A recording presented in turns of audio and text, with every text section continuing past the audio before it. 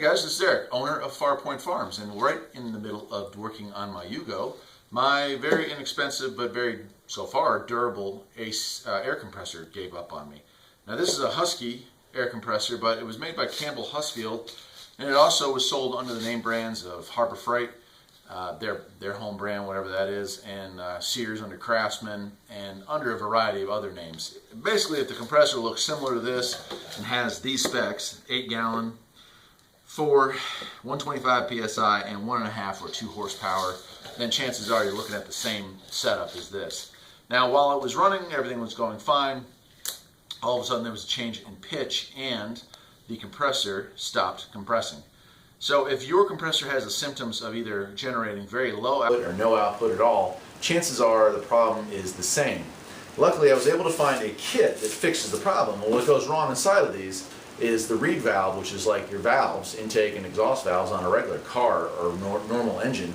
They go bad, they fail, they break off, and then that's the end of it, so it won't generate any pressure. The repair is not too terrible, and the good news is the kit, and I'll put the model or the kit part number in the description below, is only about $16 with free shipping on eBay. So even though this compressor only cost me about $150 brand new, it's certainly worth fixing when you're talking about less than $20 worth of parts to fix it. So we're going to get started, and you won't need a lot of tools to do this. Obviously, if you own a compressor, you probably have the tools required to fix it and the knowledge and know-how to do so. But let's get started on that. The first thing we're going to do is remove this shroud, and it's held on by 2 8mm screws, nut heads right here. We're going to take those off, and this will slide off, and that'll expose the main cylinder. Okay, so like I said, the first thing we're going to need is 8mm. I've got a little ratcheting wrench here. We're going to go ahead and take care of that. There's one on each side. I'll go ahead and remove that, and we'll set those aside. Like I said, there's one on each side here. Take those off.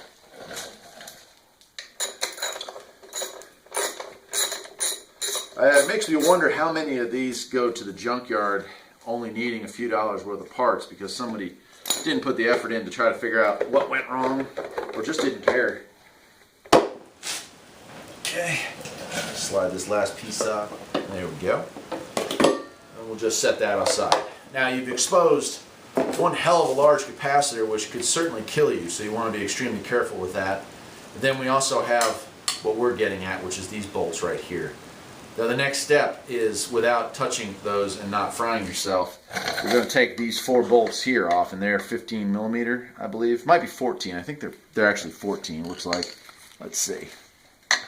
Yeah, those are 14mm. So we're going to take that off. Now, as you can see, there's a hard compressor line right here, and we can't unscrew that very easily. So if you want to take this loose, you can take it completely off. Which, yeah, we'll go ahead and do that. I'll break this loose. That looks like it's maybe a 17, and we'll break that loose. But again, be careful. That capacitor will definitely end you. Okay, so I'm going to go ahead and take that loose. It's actually just not even that tight to begin with, so just going to loosen that up. Again, being very careful, even with the moisture on this thing, not to blow myself away.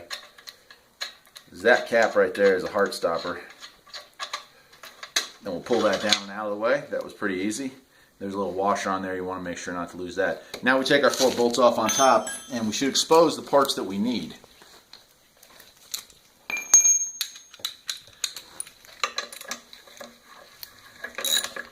Think of these as head bolts on an engine. Very similar. This really is basically an engine. It's just using what would be considered the exhaust stroke as a pump to pump up your air tank. In fact, this would be where your carburetor would be on an engine, and this would be where your muffler would be on an engine. Intake and exhaust.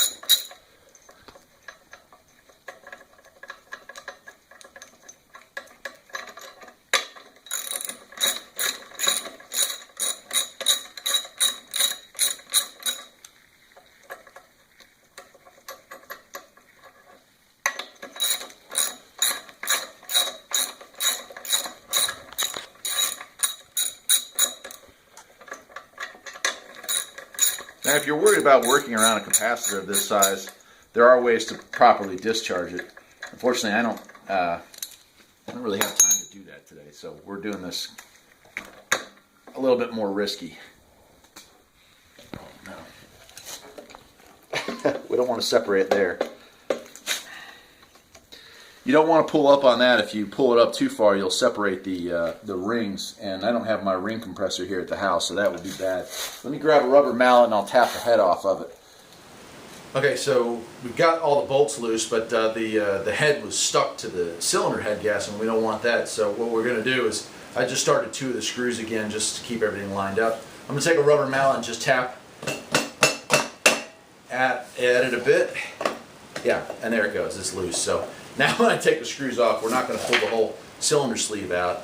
If you pull the cylinder sleeve out accidentally, it's not the end of the world, but you will need a ring compressor or a whole lot of patience to get it back in.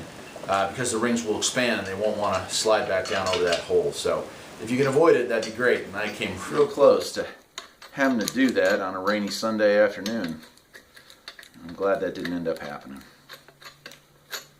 Okay, and I'm going to lift that off straight up like that. We'll flip this over. As you can see, we've got some stuff here and some stuff here.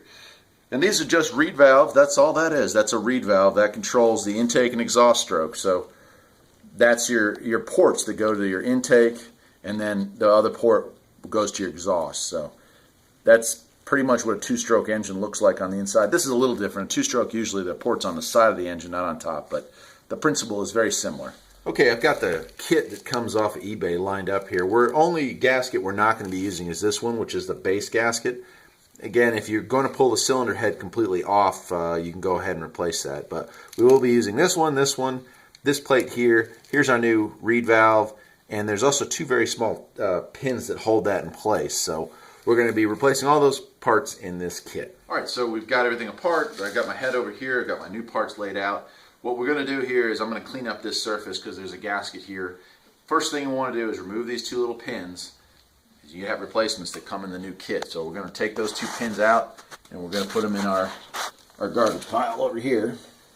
And then we're going to remove our intake exhaust valve, this little teeny, called a reed valve. That's all that is. I have heard on the internet of people making those out of old cans. So you can, if you don't have $16, I guess you could go even cheaper. And then I'm going to take a razor blade and I'm going to clean the gasketing, the mating surface here, because we want to be able to create pressure. Luckily, not a lot of it stuck to it, but still, I want to make sure to get all that off so we have a nice clean surface.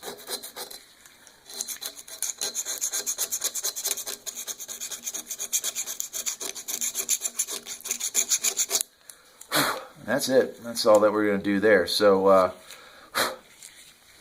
we can go ahead and put our new valve in. And there's no up or down on these valves. They work either direction. So just lay that in the same slot. And your 2 new pins. Pins are the same length. We're going to lay that right there.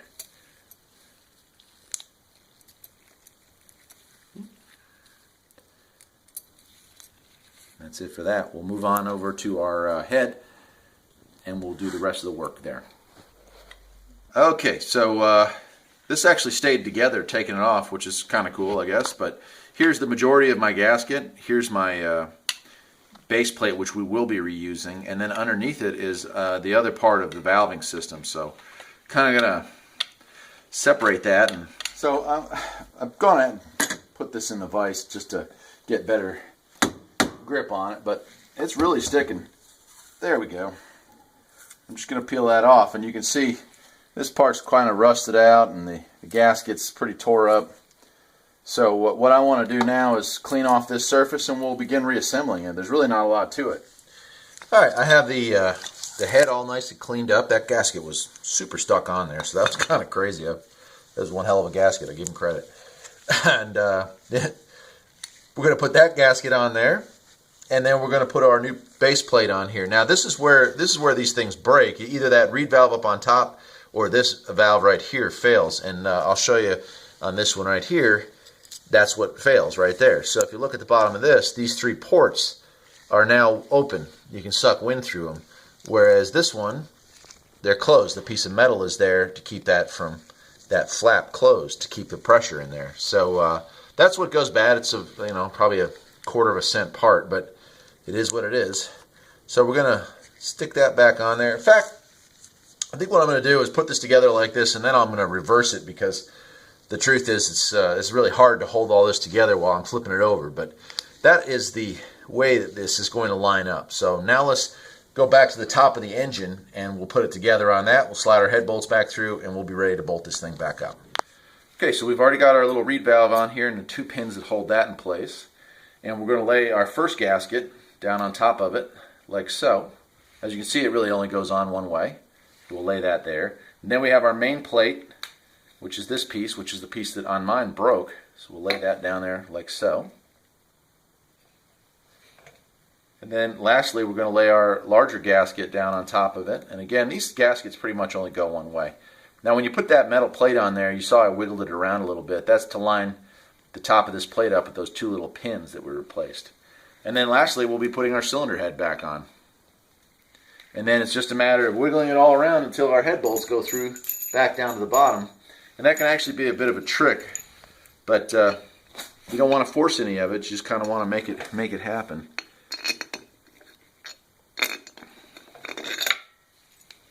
And I wouldn't start tightening any of these up too much until you have all 4 of them in place.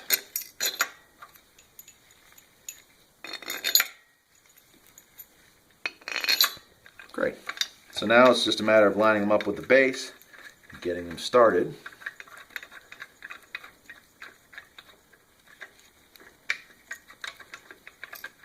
Okay, once they're all started, you can tighten them up. Now, I am absolutely 100% positive that there is a torque value for these.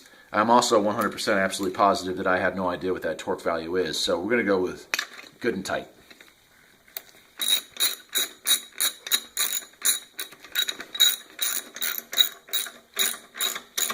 We'll snug all of them down.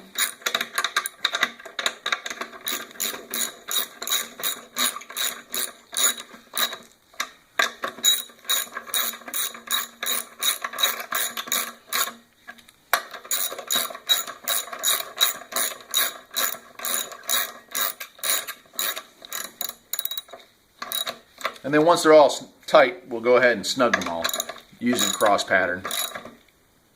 I want them basically as tight as they were when I took them loose.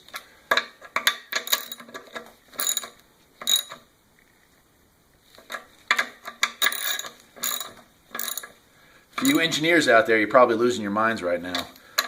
For most of you auto mechanics or old timers, you know what I mean. Okay, so that's back on. The only thing we have left to hook back up now is our air line that goes to the actual tank. You want to make sure your little gasket is still there. We'll slide that up into it and start that. Again, be real careful of that capacitor or you're going to die. We'll give that a snug down.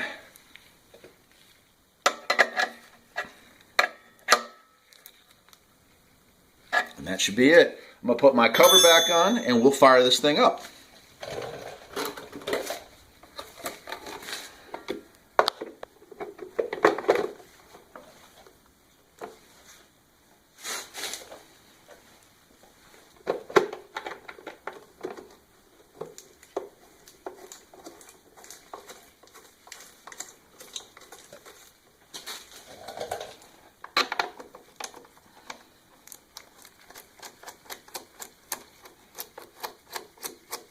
Remember, those were 8mm. Just go ahead and tighten those down. They don't have to be too tight. It's just a plastic cover protecting everything.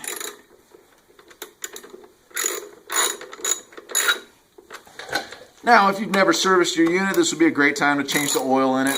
I actually did that this spring, so I don't need to on mine. But again, you've got it in, you've got it apart. Certainly you want to drain any air out of the tank before putting it back wherever it is you keep it. Check your oil level and all that good stuff. That's it, ladies and gentlemen. We are done. Let's plug this thing in, fire it up, and see if we got pressure. Okay, so that took far less than an hour. I'd say 30 minutes at most, and that's just because I was taking the time to show the world how to do this job. Honestly, you could have this done in 15 minutes if you had the parts on hand. I was out of a compressor for an entire week while waiting for my parts to arrive, which was kind of a bummer. But now it's back together. It's time to fire it up, see if everything works, make sure it's good, and from there, it's back to work on the old Yugo project and some of the tractor stuff I've been doing this winter. So let's give it a shot and see what happens.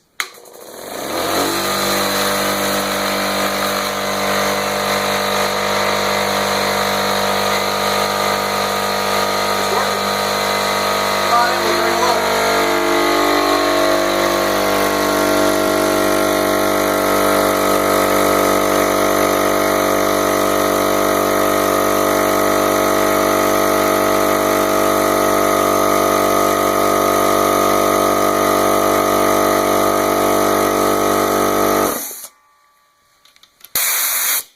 Well, we're creating pressure, and that's a good thing because before we were creating none.